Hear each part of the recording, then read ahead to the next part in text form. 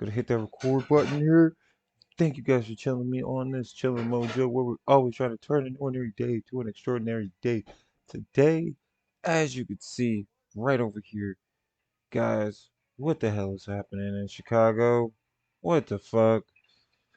Um, from what I'm hearing, there is we got the WalMarts that are leaving Chicago, and then we got the this whole entire thing last weekend with kids pretty much trying to take over Chicago.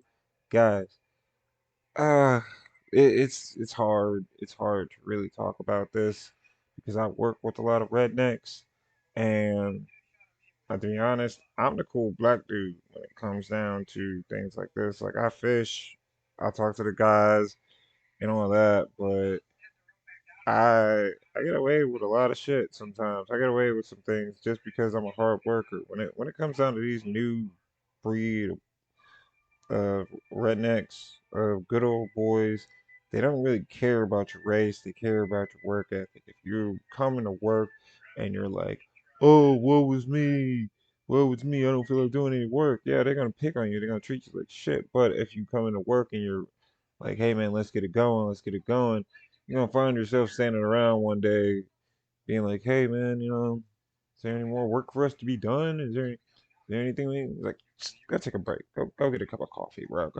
Go get a cup of coffee. Go take a break. Go get a cup of coffee." And you're like, "Oh shit," when you get on their good side, then that's when you start seeing those freaking things and shit like that, or they start talking to you, or you start having the GM stop you, and he's talking about fishing to you and shit like that. He's saying, "Oh, I was thinking about you over the weekend." So it's kind of weird. But we're gonna get into some of this footage right now, man. The footage is coming out of freaking Chicago. It's sad. It's sad because um it's making the Black Lives Matter movements look like it's a joke. I mean, come on. We already had the leaders of the Black Lives Matter. They all came out, and all that money that was getting donated, it was not going back to the communities. So, I'm gonna smoke one real quick. We're gonna get into this footage. This is some bad shit right here, dude. I mean, to be honest, I'm embarrassed. I'm embarrassed to. I mean, dude, look at this one right here. Like the caption of this, like when you see this, it's a kid shaking their ass on the top of a car. What the fuck? On the chaotic weekend in downtown area, hundreds of teenagers flooded downtown Friday and Saturday night, and this is what happened. The video shows people jumping on cars, also ignoring police. Mayor Lightfoot denies that it was, quote, mayhem. Yeah, despite disagreement on exactly what to call it, there seems to be consensus that it needs to stop. Political reporter Marianne Ahern joining us now with the debate on exactly how to do that. Good evening. There is a divide over whether the curfew at Millennium Park should be enforced. Chicago police tell us they will be issuing a new statement about what happened over the weekend, but it has not yet released that statement. Images like these now broadcast nationwide just days after Chicago received word it will host next summer's Democratic National Convention.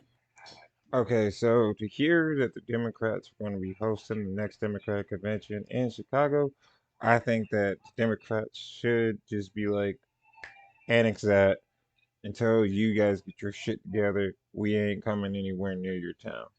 We ain't coming anywhere near this shit. I mean, this is pathetic. I remember when I was a kid. I mean, yeah, we did stupid shit. We got drunk. We did drugs.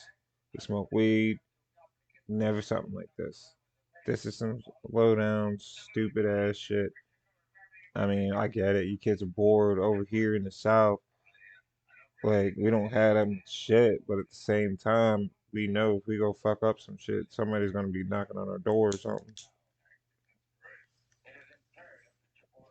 And I think that's the problem in the inner city. Nobody wants to come around knocking on your door because they know they're gonna get a gun pointed in their face. I mean, it's the same thing around here, but people are nice about it.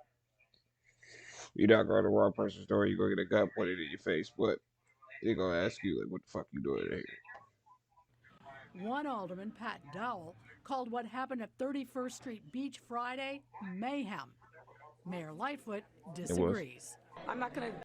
Okay, so real quick, this mayor and the other dude underneath her need to get kicked out.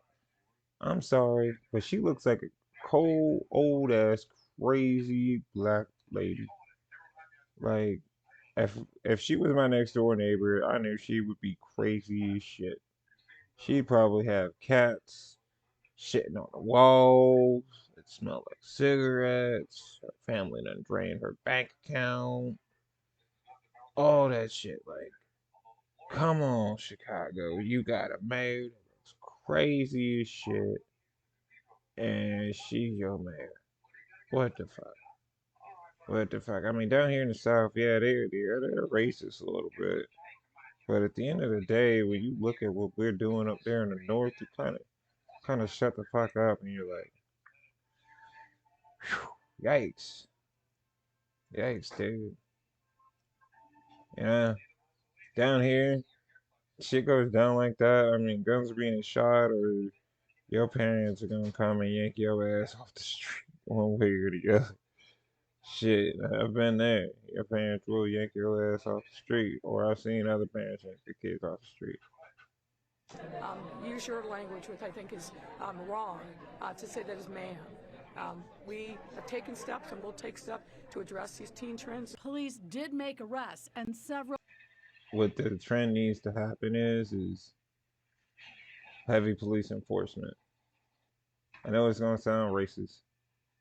It's gonna sound like, oh, but to be honest, this is what Chicago was showing us. This is like, I get it, police brutality, police violence, all that kind of stuff, but at the same time, it's kind of like, dude, like, what happens when the police are gone?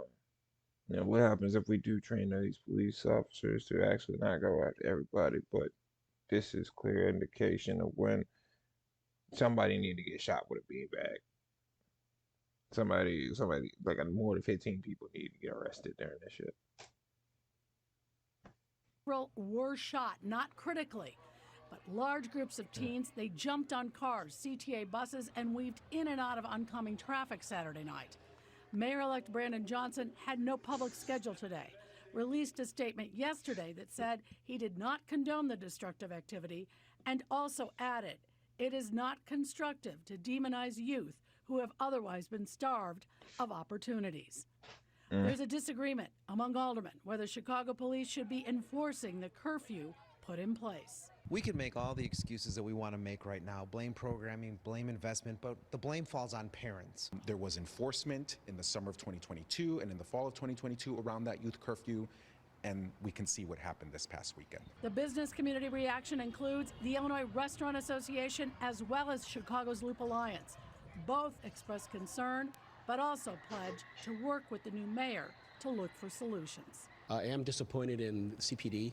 I think that they just really allowed the youth to run around and it really wasn't any type of order. So there has to be many different approaches, but we need to help. We need a goddamn curfew. That's what we need, especially in big ass cities like this where we can't really control the population. I think that's around the time where we really do need to start, unfortunately, bringing in the law enforcement. I mean, bringing in the National Guard and shit. This is a threat to public safety right here. I know people are gonna say like, "Oh, this is racist. Oh, this and that." At the end of the day, guys, in our culture, let me be frank. Let me be honest with you. In our culture, there's a divide. There's a divide. Now you have your regular American that we want to pay taxes. We complain like every American when gas is too high, taxes too high. The rich is getting richer, all this kind of shit. And then you have the other side of what we like to call niggas. Now, I'm sorry to say it. Yeah. Even my girlfriend's in the background like, this motherfucker just said niggas. I'm like, yes, niggas. Ignorant ass black people that will not grow if you give them all the opportunities. You could give these people thousands of dollars. Fuck. If you give me $5,000, I'll fucking shoot a YouTube video to show you how that would change my life. But you could give these people $5,000. You could give these people $25,000 and they'd still be in the same fucking place. Sorry, but that's how it is.